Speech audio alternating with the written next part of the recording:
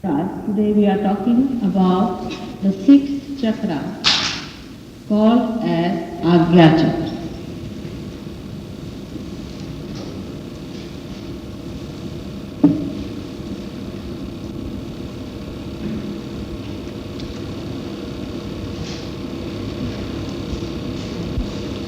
The Gya words means to know.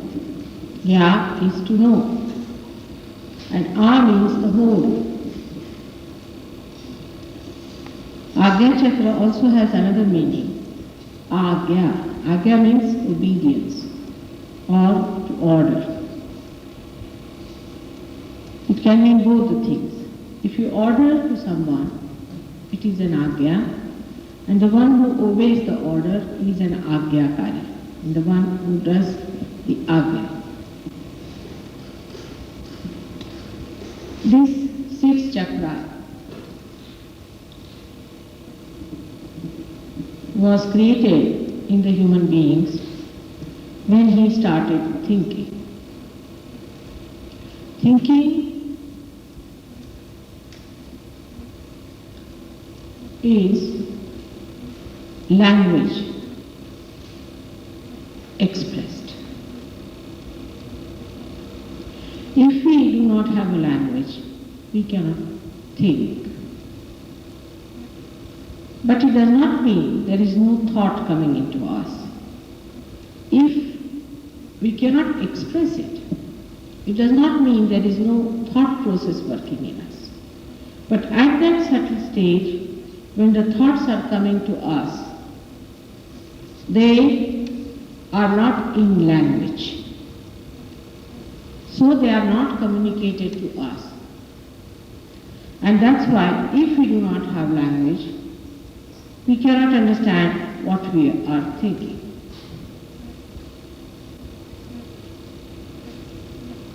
That's why you must have seen children cannot communicate to us what they want because they cannot say what they are wanting.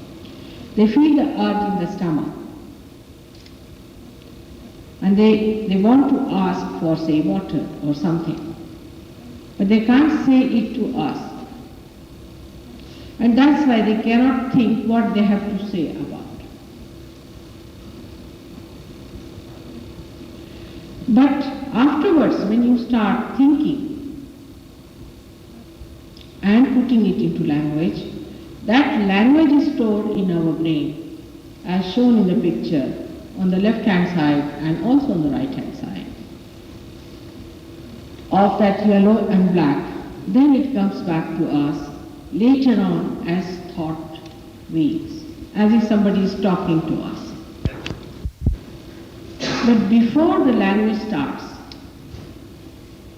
we can call it the inspiration or the thought process at the very early stage comes to us in certain forms.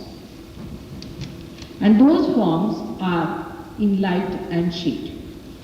They are not in language, but in light and shade. And after coming to Sahaja, if you go deep into your thoughts, you will find they are nothing but lights and shade that are covering our Agya Chakra. One after another, a light and shade like a circular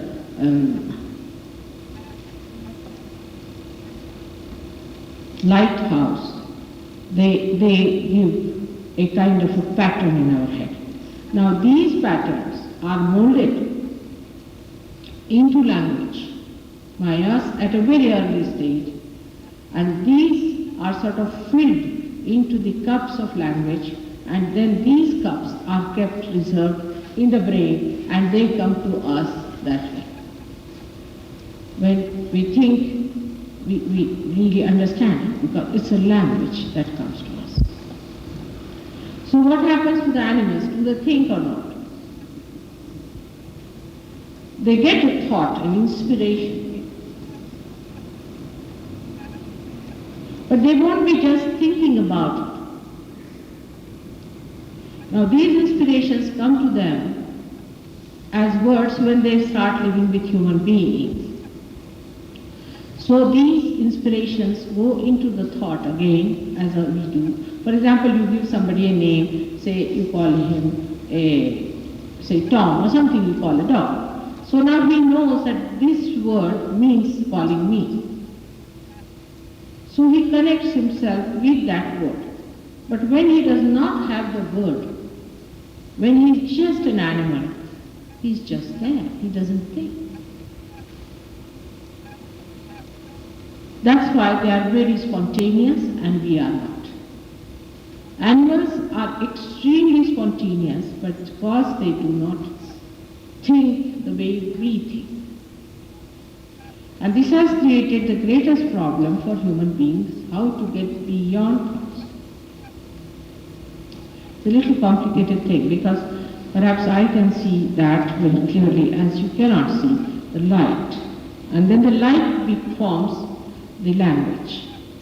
And then language, according to us, becomes our thoughts. But these thoughts are really conditionings on us and they are not inspired things. They are not coming from inside. And that's why we are not spontaneous. For example, if I am sitting here, now I cannot keep quiet as a human being. I'll be thinking about something. I'll be thinking, what am I going to say? Then should I say this or not? Or if I say this, will that be all right or not? Will that go into their heads or not? All sorts of thoughts will be coming into my head. Then from one side, I will be questioning myself. From the other side, the answers will be coming. All right, you say this, and if you say like this, they may appreciate you. Go this way, that way, they will understand. Like that. You see, so the sorting out goes on in our brain through our experiences of this lifetime of ours. Whatever have been our experiences in this lifetime, in dealing with people, in getting experiences from others, all these are conditioned into our brain. And the whole thing becomes a thought process which comes to us through this interaction of thought and action and thought. We just start weighing which action to take, what thought to be put in, how to solve it, and we think we are analyzing ourselves. It's a very superficial thing. Actually, you do not analyze anything whatsoever. You do not. As I told you the other day, you do not do anything. So your thinking is nothing but a bubbling going on. Because when, like a sea even, which is so deep down, so quiet, when it touches the shore, it has a action and reaction. In the same way, when you are seeing at something, because your attention is outside, immediately a thought wave is created out of that, which goes back and gives you all the images about it, whatever you know about that particular thing, and it comes back to you as a thought process. It's going on all the time. And it can be so maddening that we cannot stop our thoughts. It just goes on like mad. You don't know, you can't sleep because thoughts are coming. Sometimes they could be horrifying, sometimes they are gratifying, sometimes romantic, sometimes absolutely negative, sometimes very positive, sometimes you feel I must do this, sometimes you feel I shouldn't do this. But when you actually do, you do not think. It's surprising, we never notice that when we are doing that particular thing, supposing I say I am going to speak, these things. Now when I've thought about it, that I thought say about 10 minutes before, when I'm speaking it, I'm not thinking that what I was going to speak. Because that time I think and built in that process of thinking into my brain and put it somewhere stored, and then now when I've started this flow, that is coming directly. So human beings have developed, I should say, a process which can be a very sickening thing, very, very sickening. And this comes out of both of these. Is one, the left side that we call the ego, which has gone this side, and the right side we call the superego. All the conditioning on the right hand side of the superego gives us the fears, the dangers, the possibilities, whatever we have experienced before. As they say, those who have been burnt by milk also take a cold drink after blowing it a little. Because you have been burnt, you know something liquid has burnt you, so you think maybe this may also burn your tongue. So you may try to do that. It is so spontaneous that time that you feel that, oh, it's very spontaneous, but it is not. It has been stored before in your experiences and something there that you are afraid of, and that's why you do it. If you once realize that this thought process is absolutely not necessary for us to exist, there is no need to have any thought about the future or about the past if you want to exist as human beings. Animals do not bother. For example, animals know that they are going in the jungle. Now suddenly they find some other animal coming from there, and they know that you have to attack. Now what's the use of thinking about the animal that is going to come? Supposing it does not come, then it's such a waste. But they have a hole here, and they have no problem as we have, because they have a hole, the whole thing goes out. It doesn't stick for more than a minute in there. But you can condition them. Also, by experiences they are conditioned. By experiences that they have had so far about other animals and things, they are conditioned, and they act accordingly. So there's a tremendous difference between us and them, is that we think about everything. I mean, we think it's a very great thing to sit down and think about. And we think it's very wise to sit down and think about it. Any problem comes in, we think, better sit down and think about it. But now what do we do when a problem arrives? We think about it in relation to whatever we have been doing before and whatever our experience have been. In the same way, they want to think about Sahaja Yoga. Now you cannot think about Sahaja Yoga. First of all, you become thoughtlessly aware in Sahaja Yoga to begin with. You cannot think. But it is a happening about which you cannot think. It's a living happening. Thinking is a dead movement. It's not a living movement. Whatever is dead in us comes back to us as thought. Inspiration is living, not the thinking. Inspiration is very different from the thought. For example, books are in the library. Everything that we have thought of or have got it or experienced is in the books. Whatever is new coming to us is the inspiration. Now just find out how many new things you are thinking. Perhaps not even a sentence.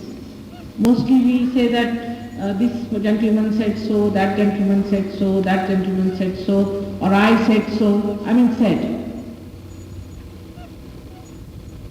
If you can think about that is coming, just coming to you, you don't have to think for it, it just comes in spontaneously. It is inside you, it just emerges and expresses itself. So that is the spontaneous living thing. That is what we call as inspiration, is a sudden glimpse of the knowledge that we get. But whatever we have thinking about is all the play of the dead.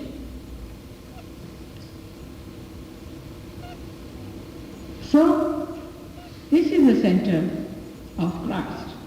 He resides in the center of our gap. And he is,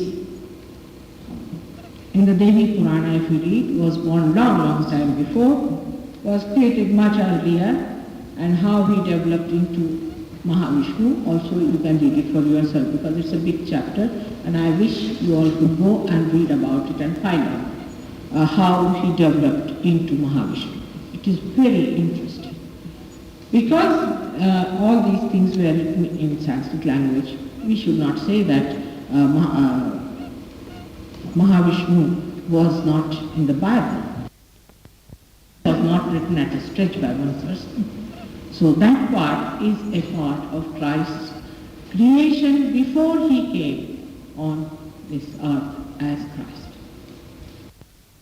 Actually, Christians do not know anything about his becoming, how he became Christ, or what was the need to have Christ or a son to come down. Why not God himself could do the job? And this is the reason why I would request you to read for yourself the incarnation of Mahavishnu, by which you realize why Christ was born. And it is the most important incarnation because he is the principle. He is the principle of creation. Tattva, as they call it in Sanskrit language, he is the Tattva. Ganesha, though resides in the Mooladhara, gradually evolves to be Christ at this stage. From that red chakra up to this chakra, he becomes Christ. He is the principle. Now, what is the principle? Within us, what is our principle? Is, say, the Kundalini, you can say. In this, the electricity is the principle of this one is. In the same way, the creation, the whole creation, if you take it as such, it is the principle and the support of this creation. He represents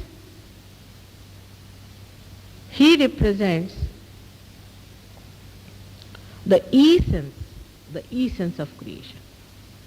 Like we can say, we have a family, husband and wife, and the child. Now the child is the essence of husband and wife. He is the essence of the family, of the house. The whole thing is sustained for him, is created for him. Till they did not have the child, there was no meaning to that house, no meaning to their life. But when they had a child, then they had a meaning. In the same way, Christ is the essence, is the Tattva itself. He is the Omkara, as they call it. He is the first sound that was created, Om. When the primordial father and primordial mother separated, they created this sound. And he is that sound which is filled into all-pervading power and looks after and supports. Actually, it is more the support, because looking after is done by the father, you can say, or by the mother, but is the support of all the universe. And because he is just the essence never dies. Say, my essence is my spirit. It will never die. The body dies, all the creation will die, but the essence has to be there. If the essence is lost, then nothing could be there. That's why he is the most important incarnation, because he is the support. Now this incarnation is placed in this Agya Chakra of ours. Here, in the center, where the optic nerve or optic thalamus cross each other like this, in the center is a very subtle point, which moves both the sides like this and like that. And it creates two sounds, hum, ksham, hum, ksham, hum, ksham. Hum is on the right hand side where you have seen. The superego is there. And ksham is on the left hand side where the ego is. Now these two sounds create two kinds of vibrations. The hum sound creates the vibrations which make you think, I am. Hum, I am. This comes from our existence power, that we know we have to live in this world. We are not going to die. Any human being who tries to kill himself is abnormal.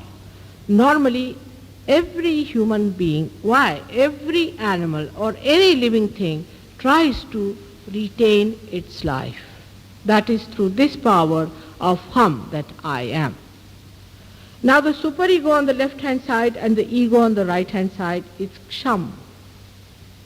But now I'll tell you about the right-hand side, superego. In this superego, when you are conditioned by so many things, then you are frightened and you are worried, because these experiences make you that type of a person which has fear in the mind. And this fear is all settled in your superego. This starts from your amoeba stage, you can say, and it still today is being stored there. You are afraid of police, you are afraid of that, you are afraid of this. Some people are not afraid of these things but are afraid of something else, because whatever have been your conditions, whatever have been your experiences are all put down here. Moreover, say somebody reads the book of Dracula. Now he is afraid of the word Dracula.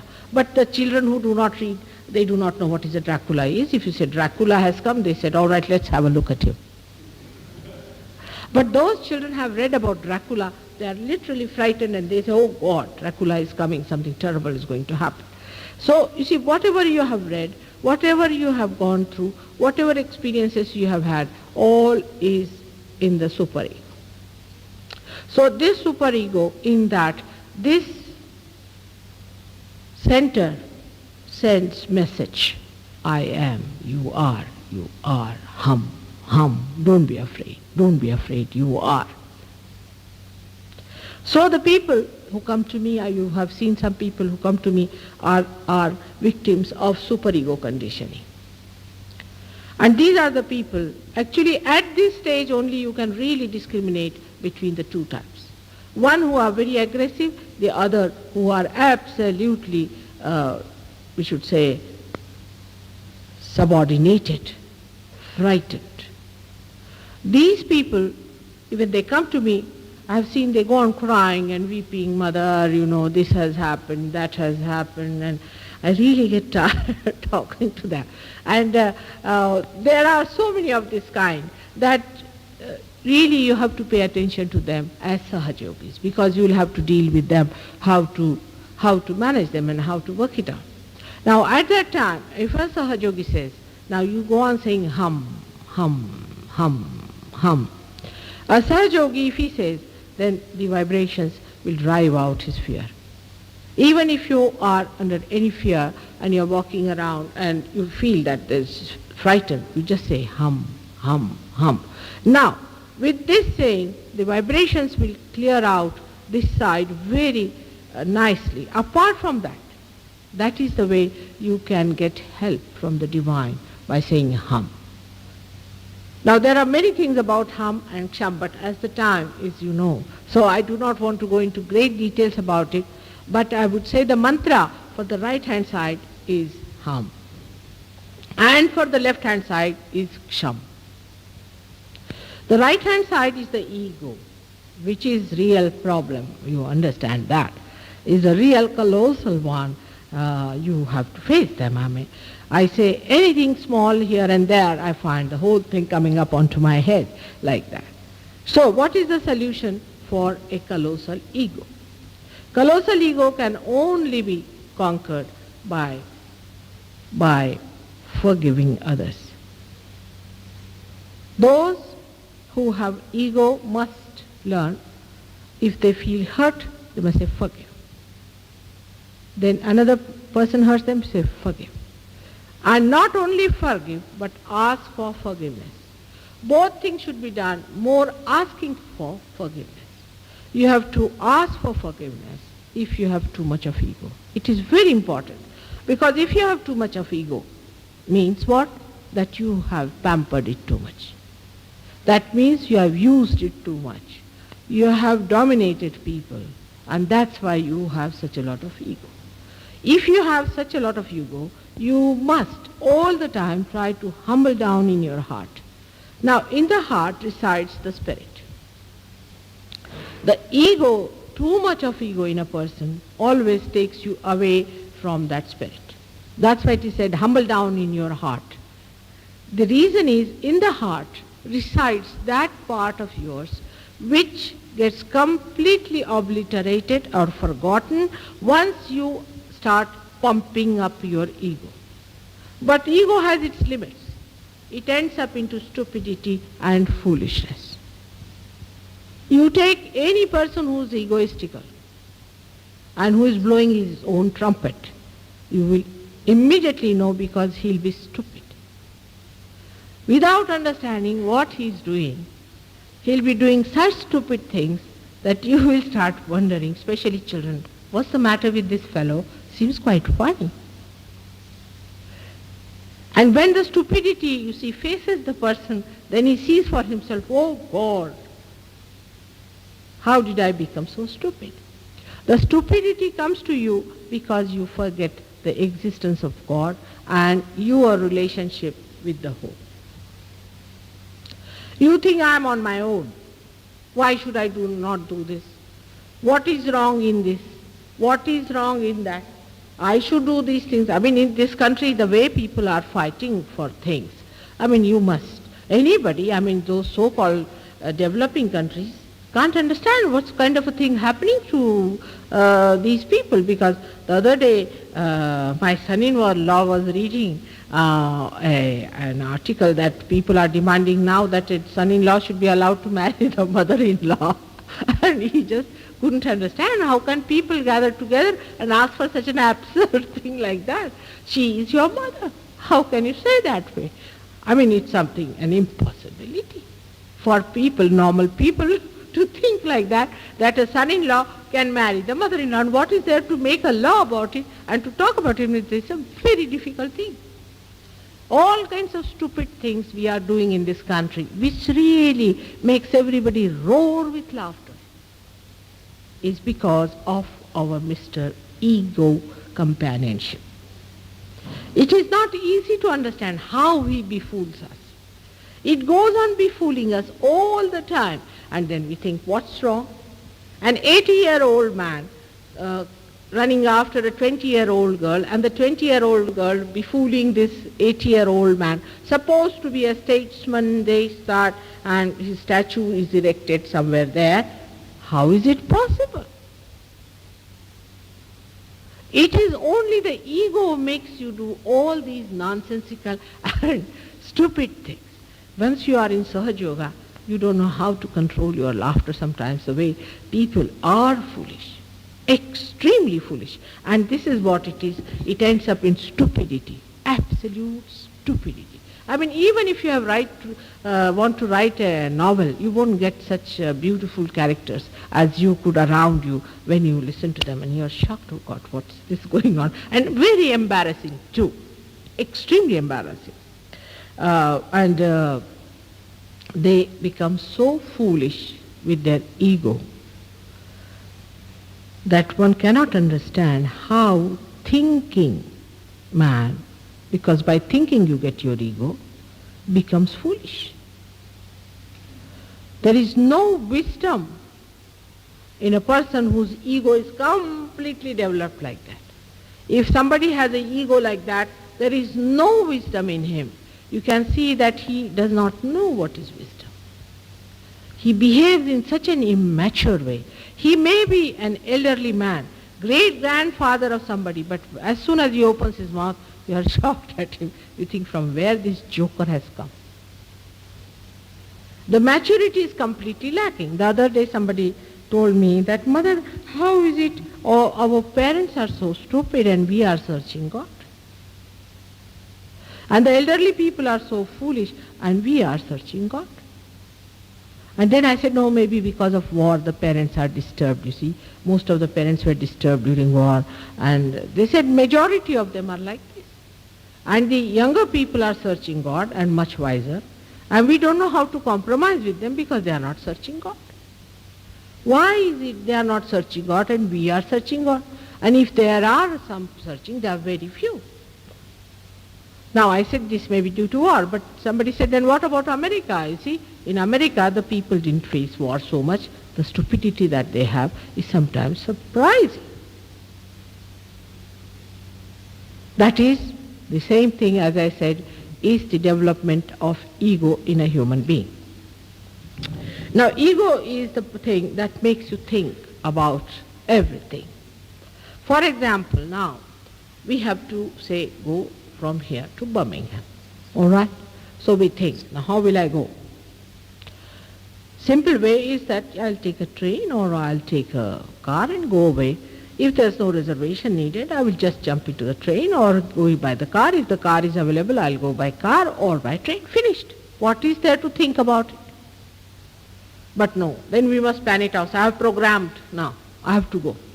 So you go to the station and find the train is not there because there was some accident, so the train is not moving. So you are absolutely upset because you think that the train has gone. Now what to do? In that upsetting, you do not even remember that you have a car and you have to go by the car. Now, that whole thing upsets you because you had plans to go by train and you had planned everything. Now you cannot reach there, and what will happen? Now you are sitting here and worrying about it. Another person who is spontaneous, what will he do? All right, depends on, I may go by train or by car, whatever I feel like at that time. He's sitting tight.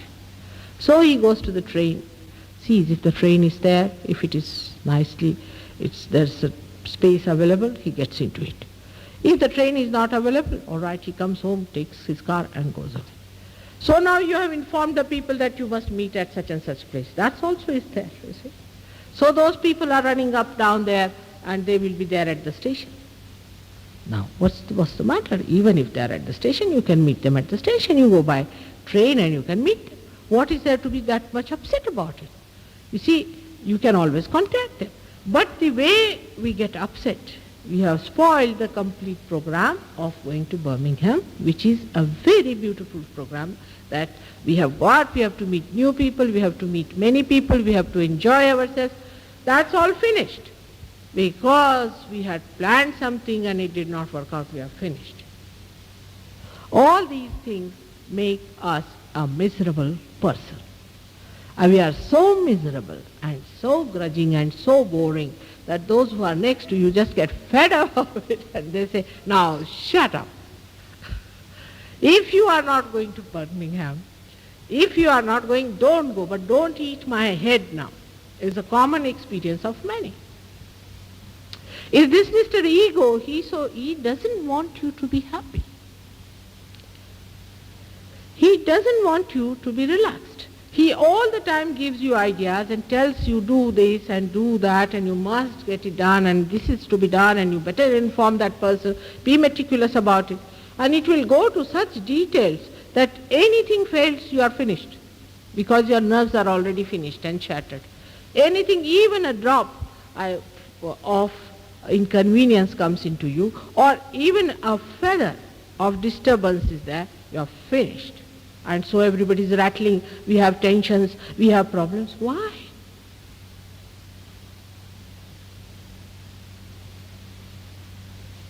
What is the advantage of doing all these things? No advantage, you know that. But then why do you do it? Because you have a big ego. It won't allow you to rest. Whatever you may try, it won't. So what is the solution of that? Morning till evening, ask for forgiveness from God. Pull your ears from both the sides and say, oh God, forgive me. Oh God, forgive me, and oh God, forgive me. So this balloon of ego goes down a little. Remember Him morning, evening, every time. Remembering Christ brings down your ego very much. He did everything that was possible that you should not develop your ego. Everything that was possible. He was born as an ordinary carpenter's son. Lived in the most ordinary conditions. Kept himself behind the whole scene. He could have been born as Roman emperor. He could have been anybody there. But no, he was born himself. You know that he took his birth in a place where even ordinary people do not take their births. But there also the light was there. Wherever he was born, there was light and joy.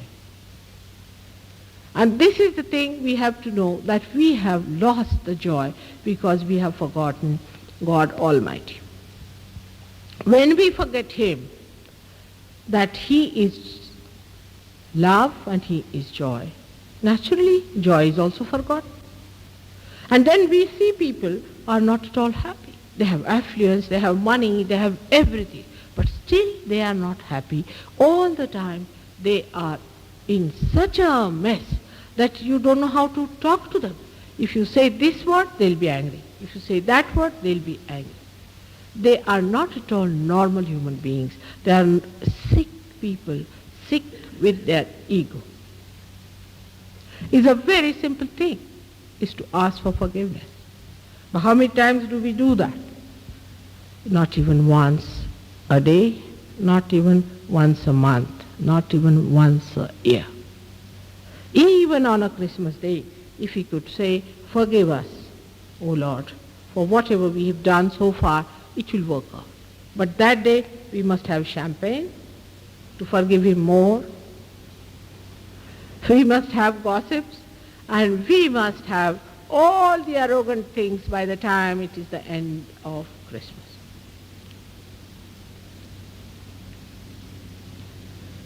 This ego, the yellow side one, is the one that presses your superego too much. It does. It presses it so much sometimes that a person forgets that others are hurt by what they talk. On the contrary, they devise methods how to say things which are cutting, which are hurting, which are painful to others. They say such things. I mean, all the time if you see a person, say from a village, if he comes and sees, he'll think, are they quarreling or what are they doing? I mean, the whole discussion, even in the parliament I was surprised, the way they talk to each other. No bull will treat another bull that way. See, even a dog normally does not bark at another dog. No animal in the world all the time is barking at its fellow man. No animal in the whole world, I can tell you this much. Only the human beings, if two people are there all the time, they are going ho ho ho ho ho all the time that way. How is it possible? His ego and her ego, or maybe both his ego, are dashing at each other. And there is a kind of a funny type of feeling that, oh, I have mastered the thing. I have got the thing. I have got the point. I have proved the point. But in that, I have lost everything that was so beautiful and so much joy-giving within me. Actually, a sensible person would receive it from the place where two people are having an argument. Argument is a sign of tomfoolery. I haven't seen any argument coming to any end whatsoever. If it is, then it's all right. But it never does come. Because if, say, you ask me questions, I answer. All right? If you do not like the answer, give it up. But if you argue with me still, and I argue with you, where will you end? Argument is not going to lead you to any knowledge, but a very terrible ego developing into you. The whole modern concept is ego-oriented. All Western countries are ego-oriented. They want to develop your ego and pamper it. There are so many other ways by which they do. Why I'm talking more about it? Because we are all supposed to be Western people and affluent people. You see, supposed to be very wise and leading or misleading, I don't know, the developing countries. So we have to understand ourselves, where are we as far as our understanding of things are concerned. How ego is pampered within us is by a large-scale methods. They work on your ego throughout to have all these so-called enterprises. For example, to a woman they'll say, oh, you must have a waist like this, and you must have a face like this, and you must have, for a man, you must have this kind of a body, and you should be Mr. Universe, or you should be something. So the man starts working on it immediately.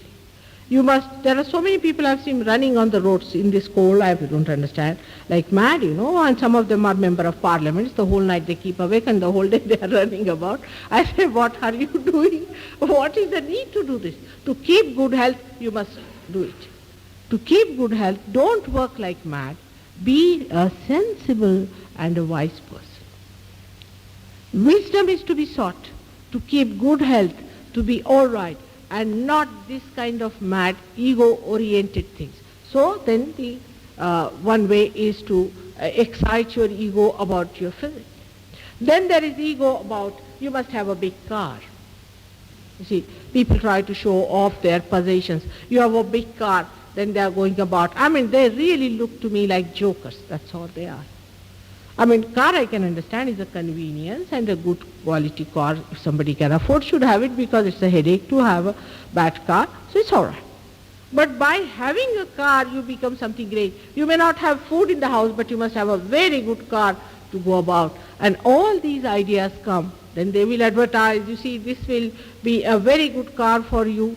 What is it for you? It is nothing but to pamper your ego. All these advertisements are nothing but by which your ego is pampered. All these things are created. Now in America, if you go, every handle has to be different, everything has to be different. Why so much difference in everything? Why do you want to have everything so different? Is it some aesthetics you think in that? It is none of the aesthetics, but it's just to pamper your ego. Even the so-called art connoisseurs are nothing but ego pamperers. Your stamp collections, this, that, all this is nothing but ego pampering. And what a waste of time, you just think about it. This ego thing comes into us because we are, first of all, as I said, that in the West, the living was very difficult. They had to fight the nature. And when you have to fight the nature, you have to develop your ego to fight it. Or actually, when you are fighting the nature, the ego develops within.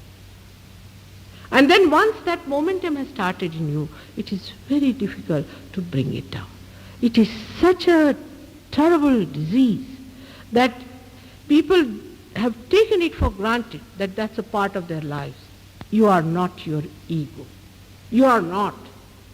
When I say that you must surrender yourself to God, they think, Mother, why should we surrender?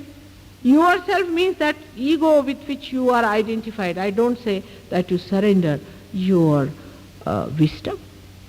Or I can say surrender your ego to your wisdom. But it is so difficult to give it up because we have learned to live with it, identified with it. We just cannot think of life without our ego. We just cannot. And it has gone to such an extent that we don't even realize how far we have gone in cruelty.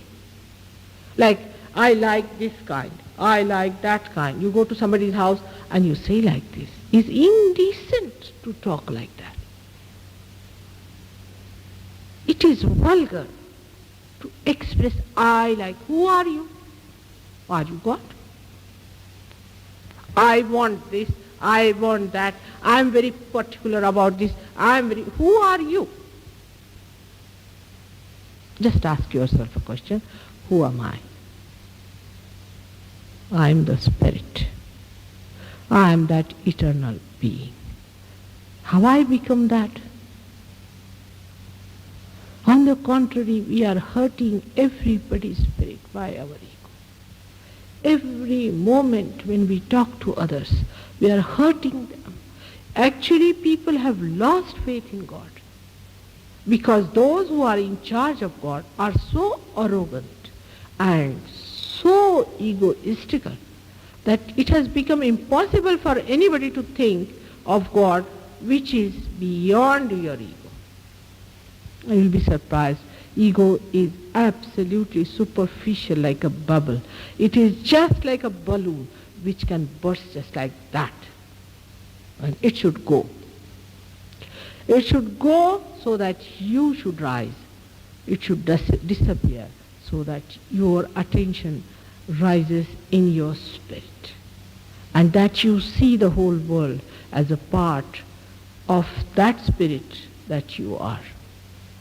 This is the boundary which you have to cross, and for that we have to take help from Christ.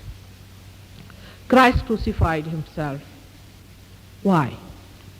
Because what did he do? Did he loot people? Today you have thousands of these thugs coming here and looting you. Nobody crucifies them. What did he do? He just challenged the ego of these Romans and of these Jews, those who were angry with him. And that's why he was crucified. And we have to crucify our ego now through his cross. Otherwise we are going to do the same again to ourselves, that in our own being we crucify our Christ by our ego. It is a very symbolic death of Christ. His birth in the most humble place, in a very humble place. He is born in the optic thalamus, you can say, is the place where this brain, all activities coming and all sorts of problems there facing you. And there he lives. And you have to just awaken him there so that your ego is crucified once for all. But I don't say you fight your ego, because it is not that important to fight. You are fighting with your shadow. You have a shadow which is called as ego, which is not to be fought and to waste your energy on him. There's no need to fight it. Only thing, if you stand in the center of the light, you don't see any shadow. It is so simple as that. If you stand in the center of light, that is Christ, you don't see any shadow anywhere. But when I say this, I may sound like other people who give sermon. Stand in the shadow of Christ, or stand in the light of Christ. Now what does that mean? Where is that light? Where is that place where you should stand? And that place is here, in the center of your optic thalamus, where there is no thought. You have to stand in thoughtless awareness.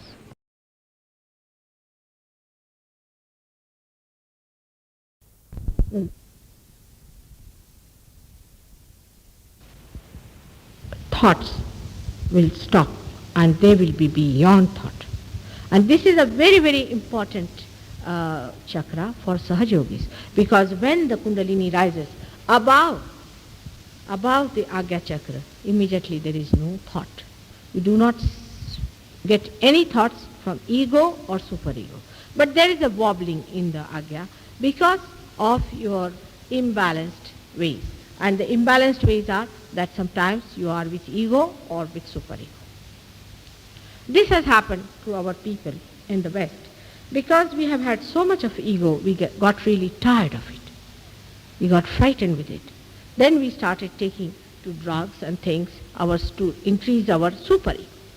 But by doing that, what we are doing is pushing by one end, bringing it by another end, and that's how we are wobbling our ego and superego, by which we are not helping ourselves at all. So what one has to do is to rise within oneself up to the point of Agya and try to steady your Agya. There are many people who have asked me one question: how to steady the Agya? Agya is placed at the crossing point of our nerves and also optic thalamus. Now, so it is said that if you have wobbling eyes, you will have a wobbling Agya. You have to steady your eyes. You have to soothe them. Now, it is very, very out of date, ancient, old, and all sorts of names that you call it to a thing like that. But you must steady your eyes and steady them in such a way that it is very soothing for the eyes. Which is the most soothing thing for the eyes is the green grass. If you could see the green grass with your eyes, means you walk with your eyes on the ground. Your eyes will be soothed, your Agya will be all right. That's why Christ said that I tell you about the adulterous eyes.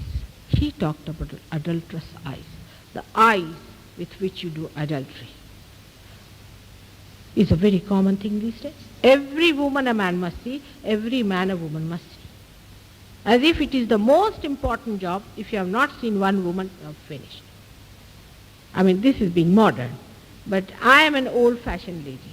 And at the time of Christ, he said, you should not have adulterous eyes. And the ones who have adulterous eyes are no more than any other but our Western Christians, who all the time, even in the church, even when they are giving sermon, their eyes are moving with adultery. These eyes have to be very, very pure, very, very deep, and very loving when you want to have your agya all right. Because you receive through your eyes. Say if you have closed your eyes, you do not put your attention to anything because your eyes are closed. You are not adding more thoughts to yourself. But if your eyes are open, you are adding much more thoughts, because everywhere the eyes go, the attention goes, and you see things and create thoughts and put in them. So your attention, which has to go to the Spirit, which has to go to God, which has to shine through the window of divine, this beautiful thing is ruined by the way we use our eyes, and we do not respect it. There's nothing so pure and beautiful as the grass on the ground, or the ground itself, which takes our feet, which supports us, which looks after us, enriches us. We should put our eyes on the Mother Earth instead of looking at every person. But from Sahaja Yoga point of view now, many of you know what happens to your eyes when you look at somebody. Maybe entity might enter into your eyes. And it is, you will be amazed that it is the play of the entity, what we call this so-called flirting is. I've talked about it before also, and people didn't like it when I told them about it. But I have seen actual entities entering from eyes to eyes. I have seen very simple people who come down to such places, say in a party. In a party, people are just exchanging entities from one eye to another. Once it goes to another person, he puts his entity into another person, and that goes into another person. All the time your attention is diverted, and you feel it is attracted towards something. You do not know why it is attracted. Now the certain symbols are also made like that. To add up to the problems, you see, all the society is working at it, that you should appear in such a way that every man should look at you. Every woman should look at you. Why? What is the use? Supposing I look at you, what do I get? What do I get by looking at a person? What is the advantage? Just looking at a person? We are wasting such a lot of energy for what? In the same way, if you are walking on the roads, on we are seeing some beautiful things, all right. If you have to buy something, all right, go ahead, see those things, whatever you have to select is all right. But all the time, just because your eyes are such, you are just doing it, and you do not know the reason why you are doing like this. All the time, why your eyes are wobbling. And that is a sure and certain sign for a person to become mad.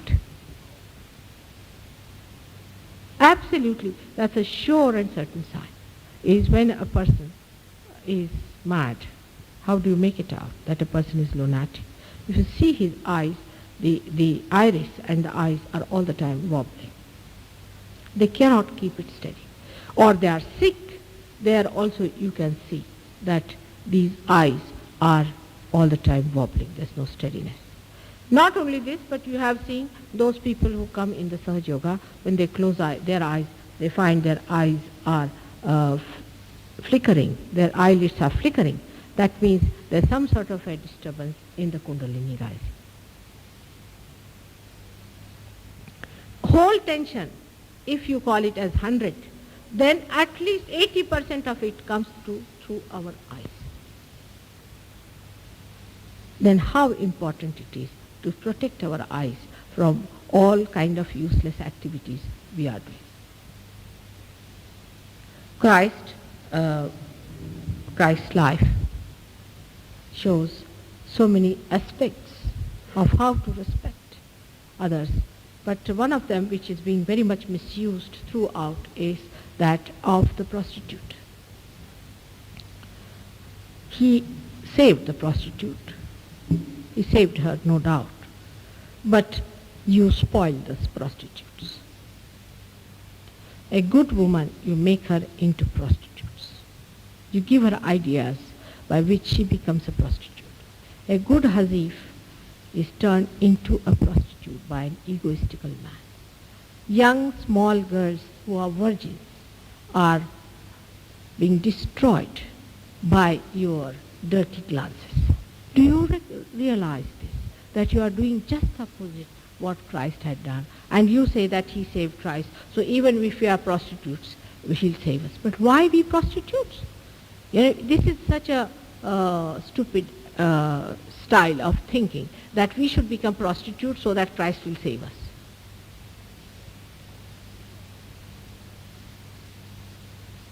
One has to think about all these things in the proper light of Sahaja.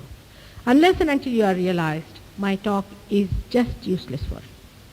But once you are realized, you will know that if you glance at someone, you might suddenly get a headache at the back. You might feel a dart has gone into your head or something has happened. You might feel that you are blinding with somebody's face, and you will get all kinds of experiences by which you will know how important are your eyes. All your nervousness and everything can be cured if you have pure eyes. But it is such a vicious circle that through your eyes you gather all the bad and is accumulated in the agya, and you have to clear the agya to make the eyes clear. It's a vicious circle. But it can start at a point, as I said, we have to ask for forgiveness. Secondly, we have to bring Christ in our agya chakra. Thirdly, we have to give up all drugs and all intoxicants and all smoking. That happens automatically when you are a Sahajogi, it will work out. But eyes express the whole of your being, your brain, your body, your limbs, everything. And if your agya is all right, then your eyes are perfectly all right. They emit nothing but love. Wherever they glance, only with the glance of your eyes you can raise the Kundalini. Only with the glance of your eyes you can cure people.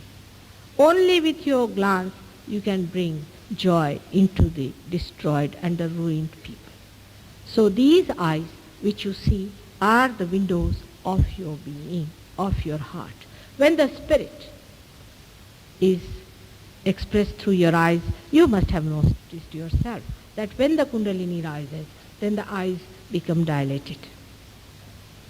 And a realized soul has got black eyes because they have these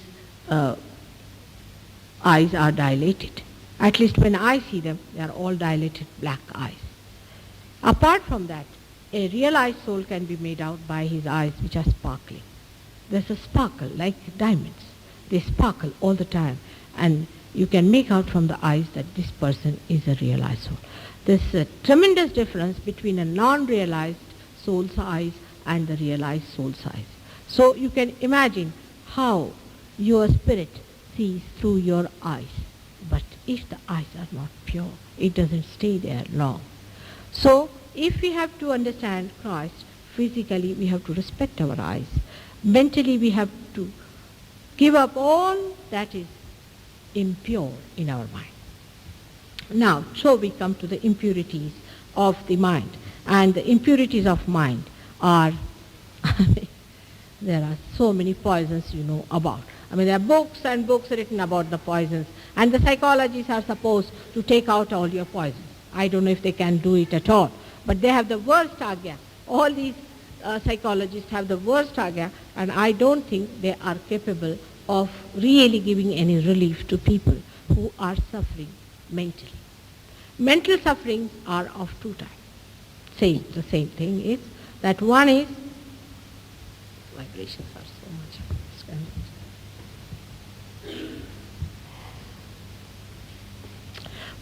One type of mental troubles are where people oppress you very much. You see, you go on bearing the cross.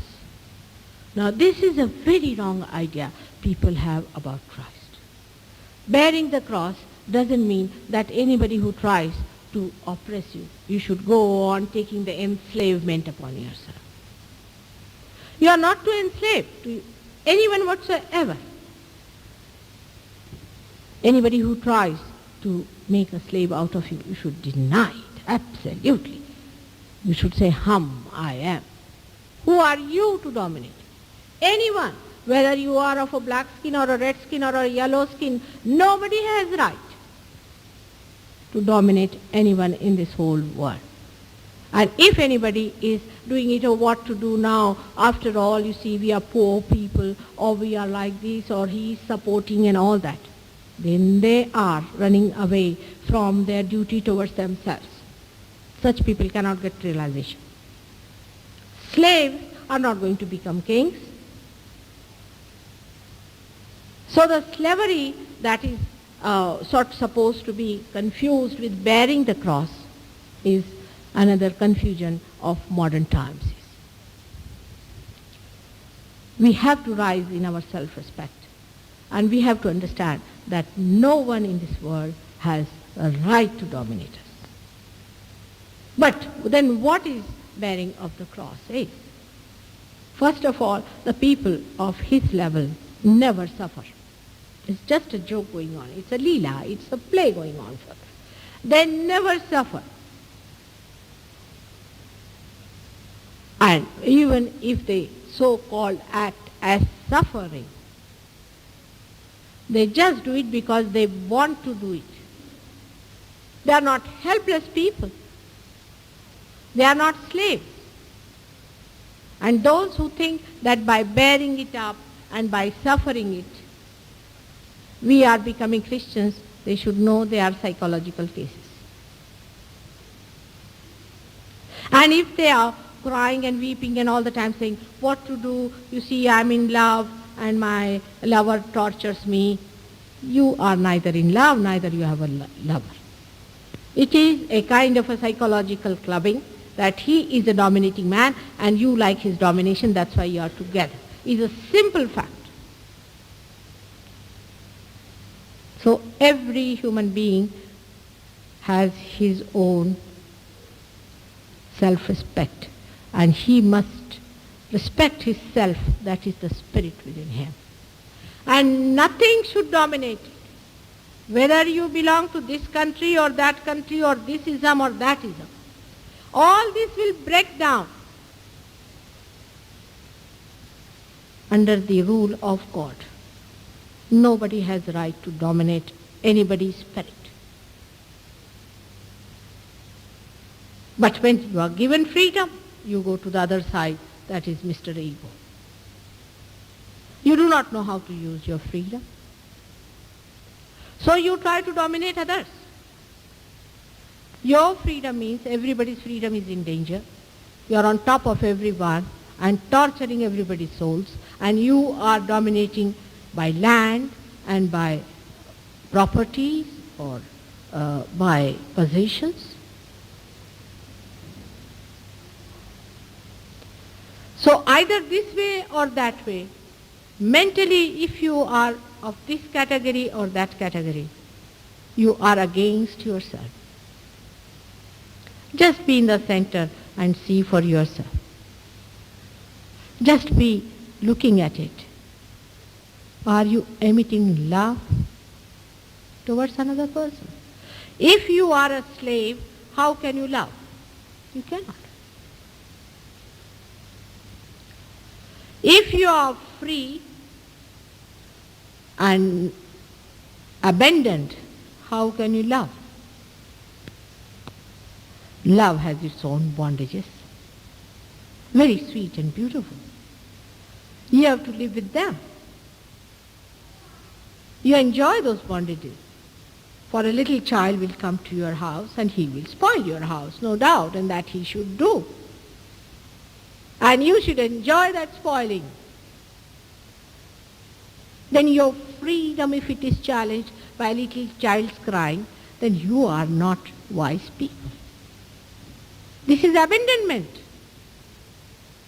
Or I would say it is loneliness. It is cutting off from the primordial, from the big one, from the large one that you are, is not to be able to tolerate the freedom of others. A child has no freedom to cry in the house.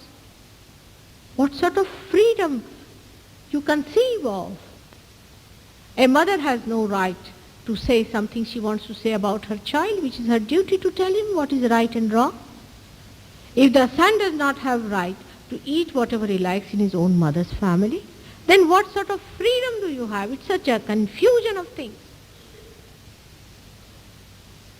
So this kind of freedom is just the opposite and extreme of enslavement. But in the center is love, where you are bound by everyone. I am bound by my children. Yes, I am. I am proud of them. They bound me, and I bound them too. It's a mutual bounding which we enjoy among ourselves.